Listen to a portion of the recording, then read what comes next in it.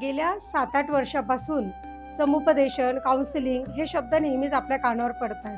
पण नेमकं काउन्सिलिंग म्हणजे काय किंवा समुपदेशन म्हणजे काय हे बऱ्याच जणांना माहीत नाहीये. ज्या नेहमी येणाऱ्या केसेस आहेत त्यातली एखादी समस्या सांगते. उदाहरणार्थ, समजा आमची सोनी बिलकुल ऐकतच नाही. 10वीचं वर्ष आहे.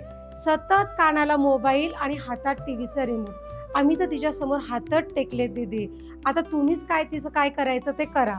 अशा पद्धतीच्या समस्या घेऊन ज्यावेळेस पालक समुपदेशकाकडे येतात, त्यावेळेस सोनी नेमकी अशी का वागते आणि ज्या पद्धतीने पालकांना, तिच्या आई-वडिलांना सोनीच्या वागण्याचा जो काही त्रास होतो आहे, तो त्रास खरोखर पालकांना देखील त्या सोनीच्या वागण्यातनं होत असावा का? ह्या दोघांची सांगड घालण्याचा मानसशास्त्र प्रयत्न करतं.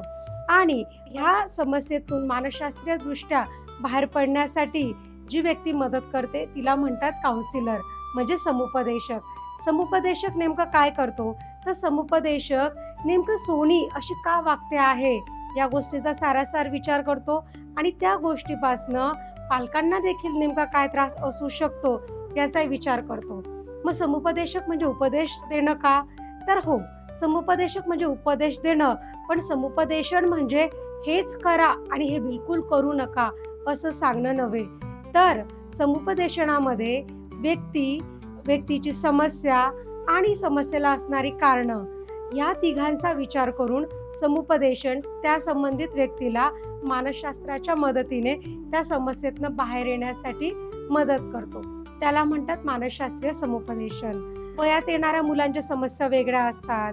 त्यावेळेस त्यांची होणारी चिडचिड, राग, संताप, खोटं बोलणे, चोरी करणे अशा वेगवेगळ्या समस्या त्या वयानुसार असतात. हे झालं शालेय वयीन. पण महाविद्यालयीन वयात असताना प्रेम, अचानक मिळणारं फ्रीडम आणि करिअर या तिघांची सांगड घालताना महाविद्यालयीन विद्यार्थ्यांच्या म्हणजे त्या कॉलेजियनच्या ज्या समस्या असतात त्या पुन्हा वेगळ्या असतात. अशा पद्धतीने त्या वयोगटानुसार समस्या वेगळ्या असतात आणि त्या पद्धतीने समुपदेशन केलं जातं. जर तुम्ही किंवा तुमच्या संबंधित कुणालाही अशा पद्धतीच्या समस्या जाणवत असतील तर नक्कीच समुपदेशकाची म्हणजे समुपदेशनाची, काउन्सिलिंगची मदत घेतली पाहिजे. कोणाची मदत घेतली पाहिजे? तुमच्याजवळ जे कोणी तज्ज्ञ असतील, चांगले मानसशास्त्रीय समुपदेशक असतील, मानसतज्ज्ञ असतील तर खूपच छान. तर अशांची तुम्ही मदत घेतली पाहिजे. मात्र योग्य वेळी मदत घेणं खूप आवश्यक आहे. नाहीतर समस्या जेवढी जास्त कालावधीची असते तितकी ती सोडवण्यासाठीचा टाईमही जास्त लागतो. म्हणून जितक्या लवकरात लवकर मदत घेता आली तितकं उत्तम. Thank you.